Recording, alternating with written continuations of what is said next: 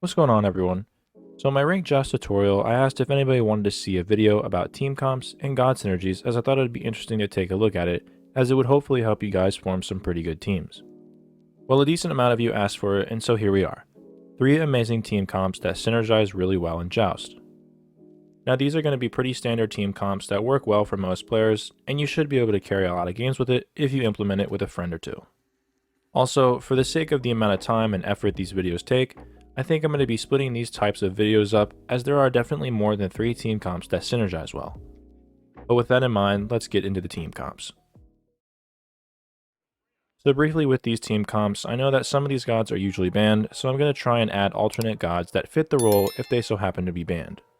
So starting out with number 1, we have Hoi, Gabrakan, Ymir/Odin.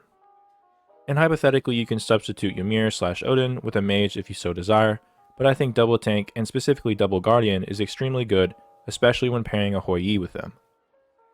But this team synergizes really well due to the wall mechanic that Gabrakan and Ymir bring to the table. With this setup, Hoi can easily get a double bounce with his 1, and can potentially set up a triple bounce if set up perfectly.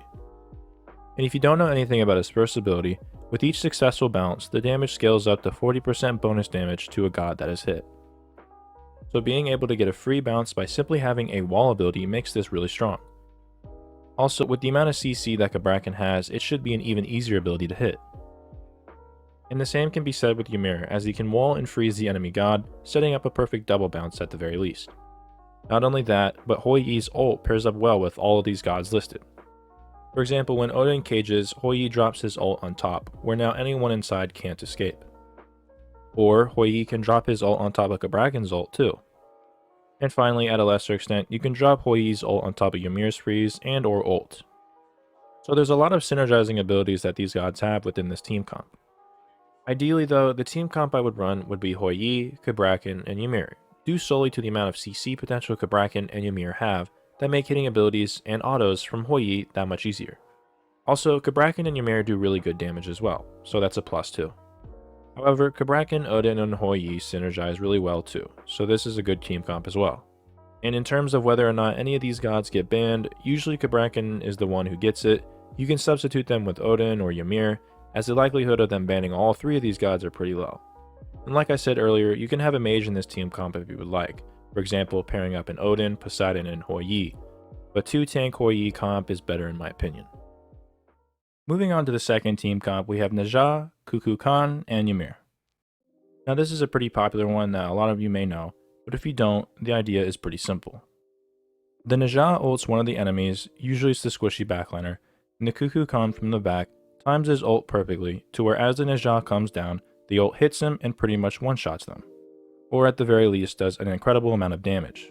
Also, Ymir is good here as he can ult the area, slowing the enemy down as they come down from Najah's ult, while also doing a lot of damage.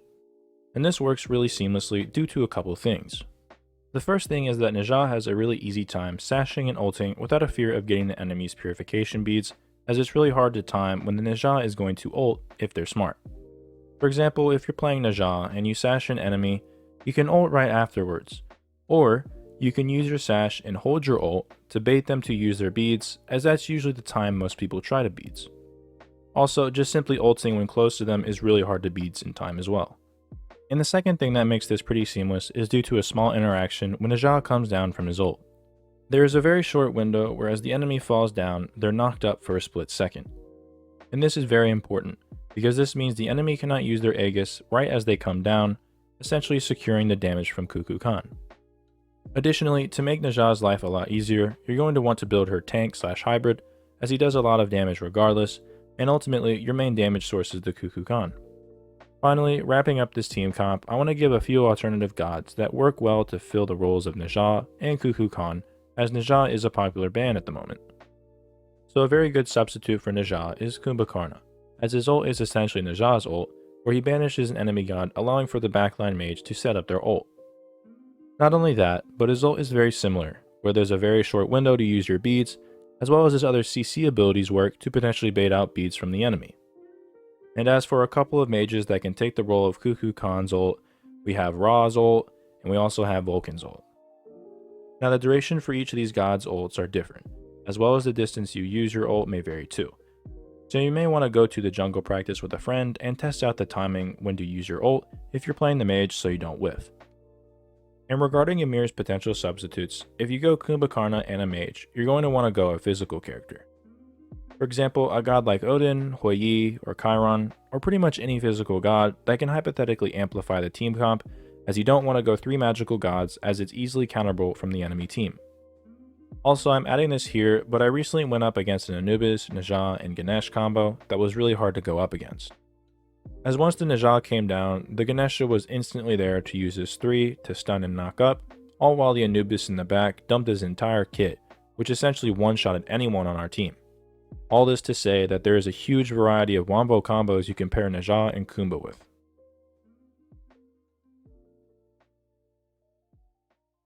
And finally, the last team comp that synergizes really well is the Sobek and Hercules combo. With this team synergy, you pretty much pluck with either Hercules or Sobek and set it up for your damage dealer, which is most likely going to be a mage. So for example, you can pluck with Hercules and use his driving strike to push them closer to your team comp, and from there you can easily follow up with huge damage from your mage, or you can use Sobek's pluck to sort of make an endless CC chain. And from this, you create a very good setup for your mage to do big damage, which makes this team comp very oppressive. Also, you can interchange the first initial pluck from Hercules and Sobek. I was just using this as an example.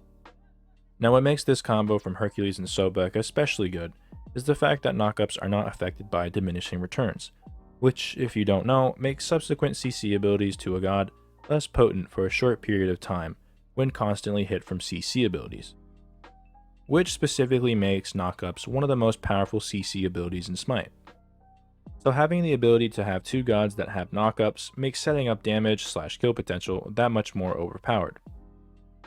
Additionally, similar to the last team comp, this team comp has an excellent time getting the enemy's beads with how much consistent and annoying CC Sobek and Hercules have.